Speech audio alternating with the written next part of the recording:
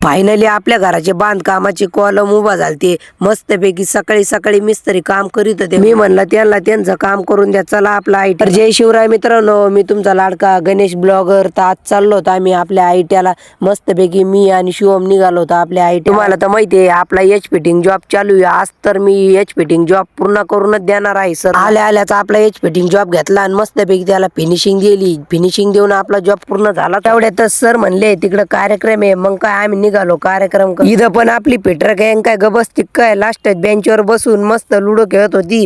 पुढं कार्यक्रम चालून माग लुडो खेळत. आपला जॉब झालता म्हणून मी एक व्हिडिओ काढला होता. तुम्हाला दाखवतो कसं वाटतं ते कमेंट करून नक्की सांगा.